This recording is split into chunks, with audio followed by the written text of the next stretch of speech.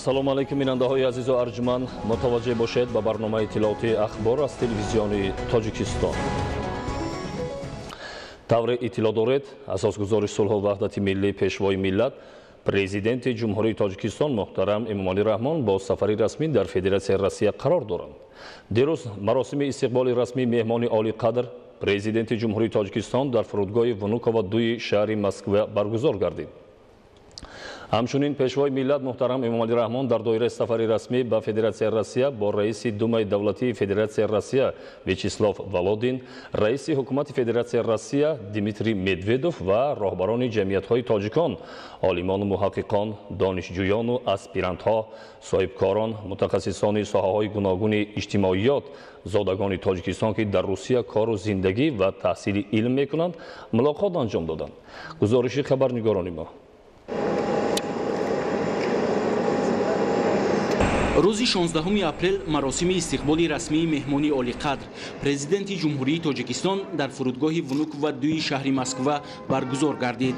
Сарвари давлат муҳтарам Эмомалӣ Раҳмонро намояндагони воломақоми ҳукумати Федератсияи Россия гарму самимӣ пазироӣ карданд. Барои истиқболи шоиста майдони фурудгоҳ бо парчамҳои давлатии ду кишвар оро ёфта, ротаи қаровули фахрии ҷузъу томҳои қувваҳои мусаллаҳи гарнизони Москва ва оркестри низомии асбобҳои нафасӣ саф ороста буд. баъди гузориши фармондеҳи ротаи қаровули фахрӣ ба меҳмони олиқадр дар ҳамин ҷо сурудҳои миллии ду давлат навохта шуд. маросими истиқболи расмӣ бо гузаштани президенти ҷумҳурии Тоҷикистон аз назди ротаи фахрӣ ва эҳтиром ба ливои ротаи фахрӣ, гузашти тантанавии қаровули фахрии ҷузъу томҳои қувваҳои мусаллаҳ аз назди меҳмони олимақом ба поён расид.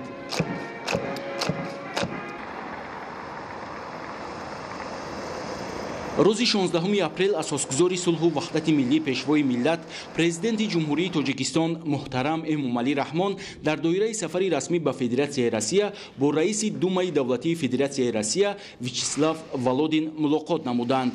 дар мулоқот вазъи кунунӣ ва дурнамои муносибатҳои байнипарлумонии ҷумҳурии Тоҷикистон ва Федератсияи Россия мавриди баррасӣ қарор дода шуд.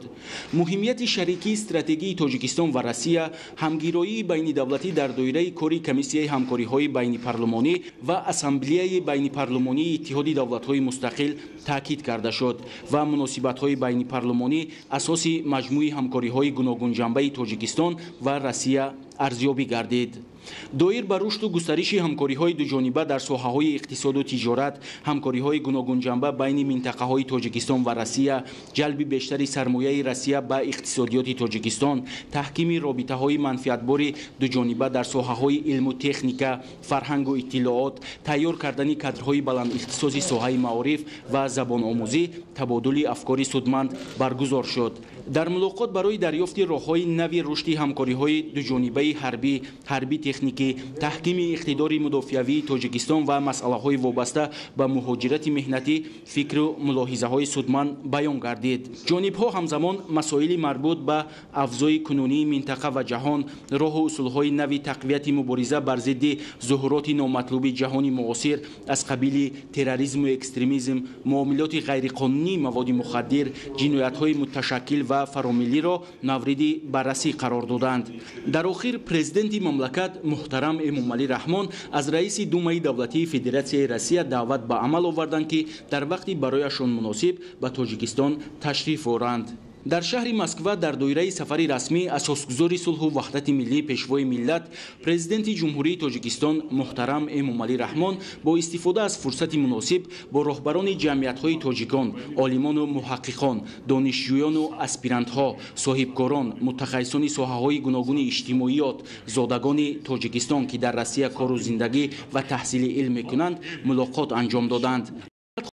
کرد که ضمن هر یک سفر به فدراسیای روسیه سرور دولت محترم امامعلی رحمان با خصلت‌های حمیده انساندوستی با هموطنان برونمرزی زادگان تاجیکستان واخوری‌های سودمند و سازنده انجام می‌دهند. چون این واخوری‌ها قبلا در شهرهای قزان، مسکو، چلیابینسک و یکاترینبورگ فدراسیای روسیه با هموطنان مقیم کشور پهناور روسیه دایر شده بود. با گذشت ایام امروز نفوذ و اعتبار تاجیکان در فدراسیای روسیه رو به بالاروی دارد. در زیاده از 70 منطقه روسیه با موفقیت فعالیت نمودن جمعیت‌های فرهنگی تاجیکان گواهی واضح تا رفت بلند شدن آبروی آنها میباشد. چنانکه از رفت صحبت معلوم گشت اکثر مشکلاتی که در ملاقات‌های پیشین ذکر گردیدند در نتیجه اندیشیدن تدبیرهای سودمند حل خود را یافتند. ضمن این سفر نیز سرور دولت محترم امامعلی رحمان در جریان ملاقات و مذاکرات سطح عالی مسئله‌های فعالیت جمعیت‌های تاجیکان، دانش آموزی دانشجویان تاجیک و وضع مهاجرت مهنتی را در فدراسیای روسیه محاکمه کردند.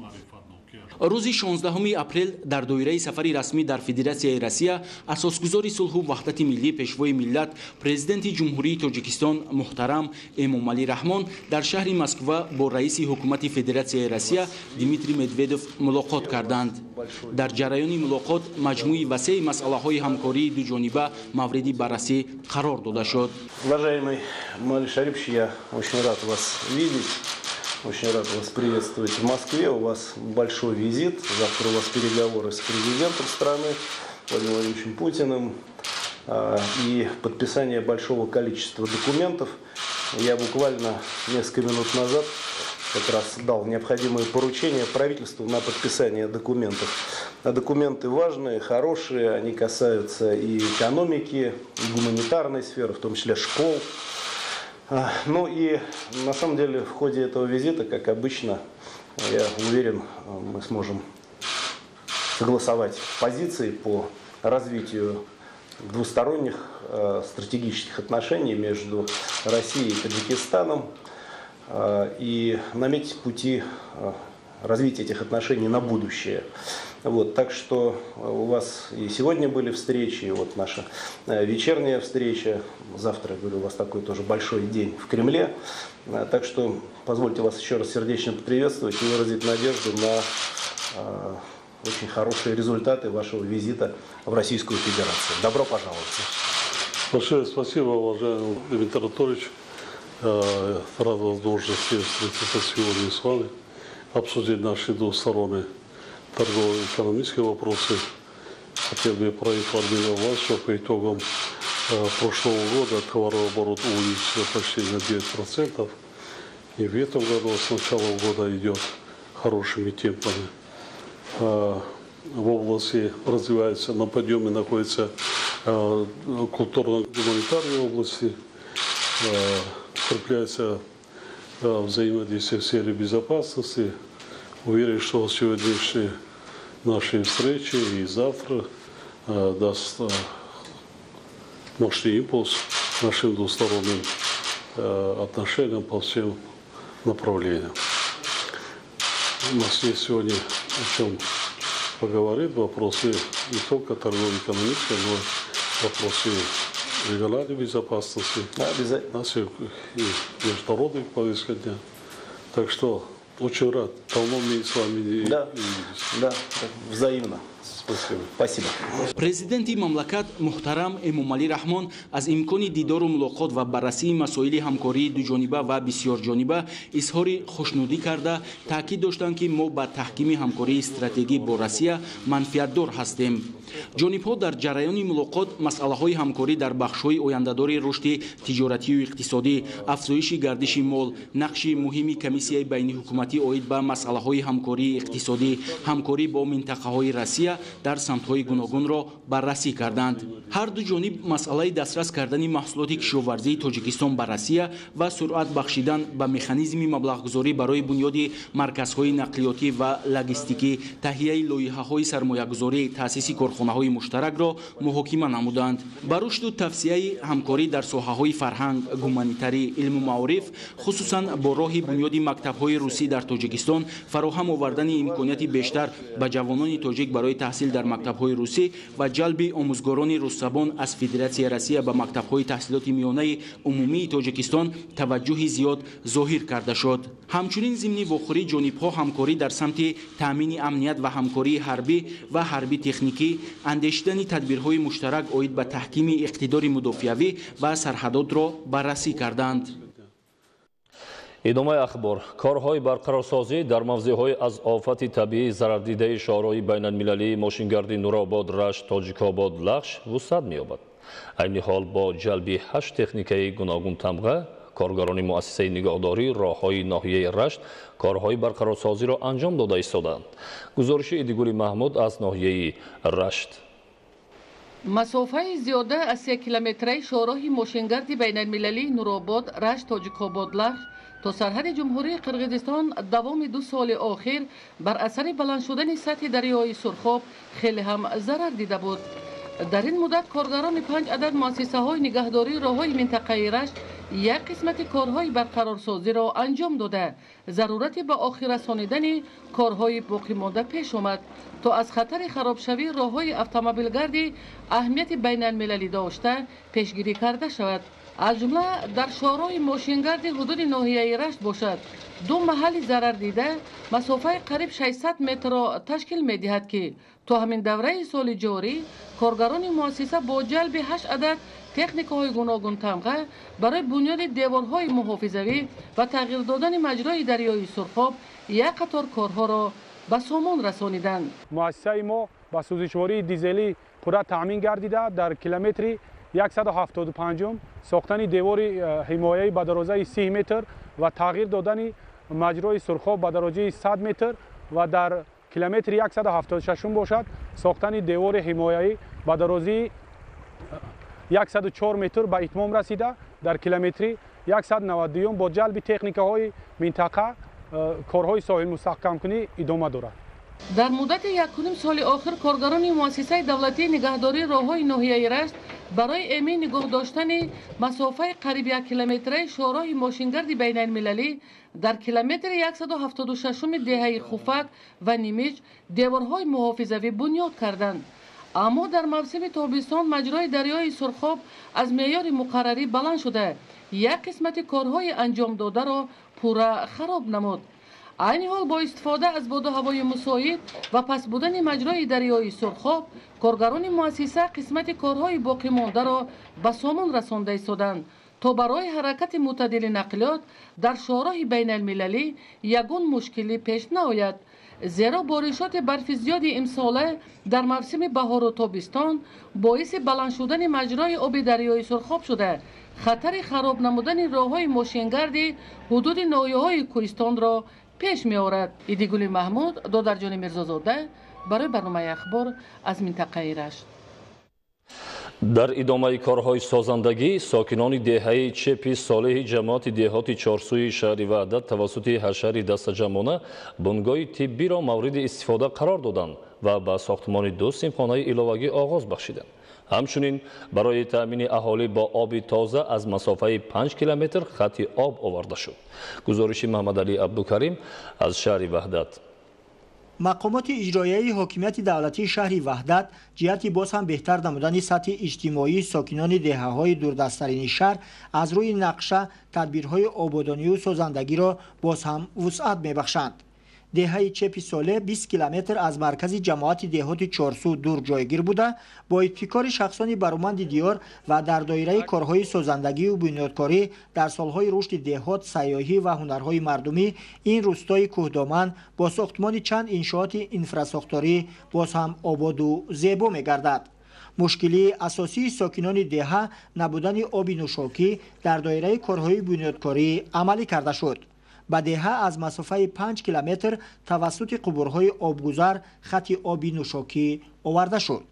ба масофаи 5 километр бо маблағи 48 000 сомон ба деҳа мо об овардем ва ҳар як хоҷагӣ дар 3 хоҷагӣ як нуқтаи об тақсимот кардем.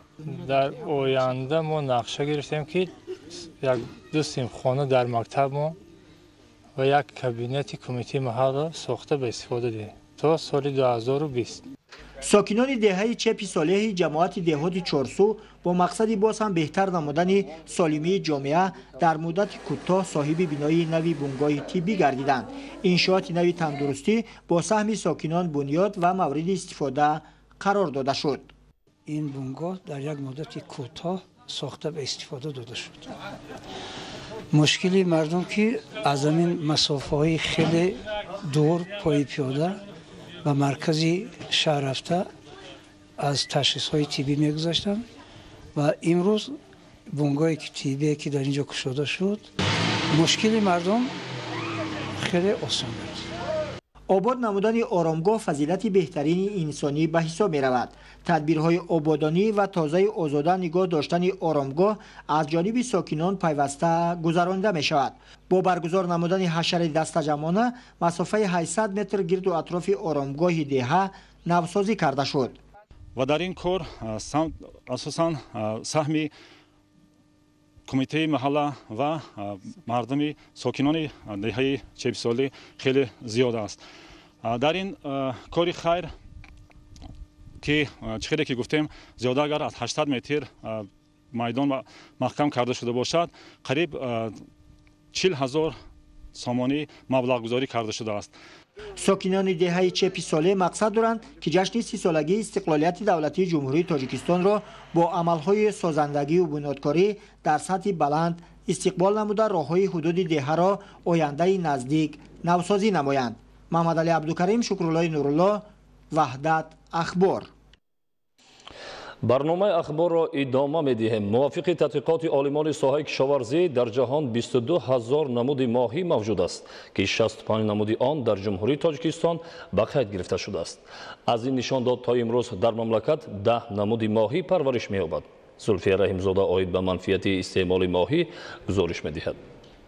در تمام جهان گوشت ماهی از نگاه صفت نسبت به گوشت مرغ، گاو، گوسفند، اسب و دیگر نمود گوشت غذایی مقام و افضلیت بلندتر داشته استعمال آن به سالمی انسان منفعت کلان دارد. به اندیشه متخصصان ساحه طب گوشت ماهی در ارگانیسم نقش تجزیه کنندگی را بازیده استعمال پیوسته ماهی نور چشمان را حفظ می‌کند. ماهی اصلا با گروه محصولات داخلی است که زود خلق شونده با دیگر محصولات ها اگر که مثال مقایسه کنیم و در ارگانیسم انسان در مدت 2-3 ساعت هضم می شود که مثال اگر در مقایسه با دیگر محصولات گوشتی کنیم باید 4 تا 6 ساعت هضم می شوند. در ترکیب ماهی بغیر از ویتامین ها گروه مثال A, B, D, کلسیم، مگنی، کالی، فسفر، یود و غیره وجود است که به ارگانیسم انسان فایده ناکند. در مملکت به رشد ساحه ماهی پروری توجه و اعتبار جدی داده می شود. در این سمت قبول قانون و تطبیق لایحه و برنامه‌های دولتی عملی گردانده می شوند که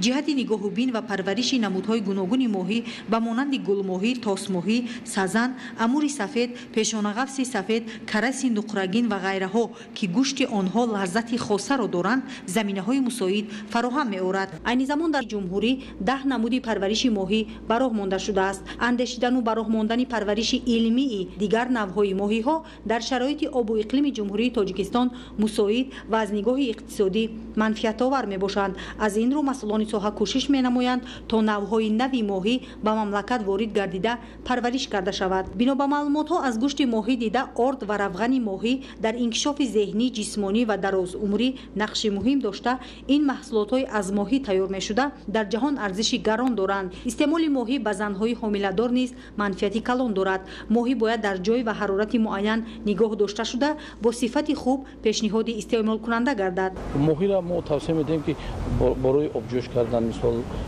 آب پخته استعمال کنند. برای مثال در فولگا و برای مثال با همچون مثال سیخ کباب و دیگر شو گریلی مثال پخته و استعمال نمایند. معین کرده شده است که در آب‌های نه آنقدر سرد جمهوری تاجیکستان زیاد از 20 نوع ماهی را پرورش کردن ممکن است. جهت رشد بی‌میلان این بخش سردرآمد و مفید برای سلامتی اهالی برنامه‌های دولتی مورد تطبیق قرار دارند ولی اقدام اختیاری صاحبکاران در مورد بنیاد کارخانه‌های کنسرو کنونی ماهی نیز به منفعت خواهد بود. дар ноҳияи Спитамен ба кишти чигит оғоз бахшида ба масъулон ва хоҷагидорон ҷиҳати бештар кишт намудани чигитҳои навҳои нави босифат дастуру маслиҳатҳо доданд. вобаста ба ин аз ҷониби масъулони раёсати кишоварзии ноҳия ба миқдори 22 тонна чигити навҳои босифат харидорӣ ва ба хоҷагиҳо дастрас карда шуд. гузориши Маҳмуд Аҳмадзода ва Дилшод Юсуфӣ. дар ноҳияи Спитамен масоҳати замини корами обӣ 15 000 гектарро дар бар гирифта вобаста ба манфиатнокии пахта сол аз сол майдони кишти он зиёд мегардад. соли гузашта хоҷагиҳои ноҳия дар майдони 5800 гектар пахта кишт намуда ҳосили беш аз пешбиниро ба даст оварданд, ки ин боиси ҳавасмандии хоҷагиҳо гардида имсол кишти пахтаро то ба 6400 гектар расониданд. оид ба истифодаи бештари чигити лӯчкардашуда дар давраи кишт, ки якчанд бартариҳо сари вақт инкишоф ёфтан ва афзун шудани ҳосилро дорад, аз ҷониби масъулони сарриёсати кишоварзии вилояти Суғду ноҳияи Спитамен, роҳбарони хоҷагиҳо чигити лӯчкардашудаи нави туркӣ харидорӣ шуда ба хоҷагиҳои ноҳияи Спитамен дастрас карда шуд. ҷиҳати татбиқи ин супориши пешвои муаззами миллат мо тасмим гирифтем ки дар якҷоягӣ бо роҳбарияти корхонаи коркарди пахтаи ҷамъияти дорои масъулияташ маҳдуди 25-солагии истиқлолият тариқи шартнома аз давлати Туркия ба миқдори зиёда аз 20 тонна чигити лӯчкардашудаи навҳои олӣ ва репродуксионӣ ки ба иқлим ва обу ҳавои ҳамин ноҳия мутобиқ аст ворид намоем ва ин боиси ба хоҷагиҳои кишоварзӣ бо тухмиҳои нав таъмин намудан мусоидат менамояд. мувофиқ ба талаботи агротехника дар кишти чигит барои 1 гектар замин чигити анъанавӣ 100 килограмм сарф мешавад ва агар чигити тухмии лӯчкардашуда кишт карда шавад ба 1 гектар замин то 25 килограмм чигити лӯчкардашуда басандагӣ мекунад. ин тухмиҳо ба талаботҳои сифат ҷавоб медиҳад, тухмиҳои репродуксияи аъло мебошад ва ҳосилнокӣ аз 40 то 50 сентнер мебошад. хоҷагиҳои ноҳияи Спитамен баҳри сари вақт анҷом додани кишти чигит кӯшиш намуда то имрӯз дар майдони 2000 гектар пахта кишт намуданд ва дар давраи минбаъда аз чигити тухмии лӯчкардашуда ки ворид шудааст истифода намуда дар солҳои оянда аз ҳисоби тухмии ин нав барои давраи кишти оянда чигити тухмии захира намуданианд.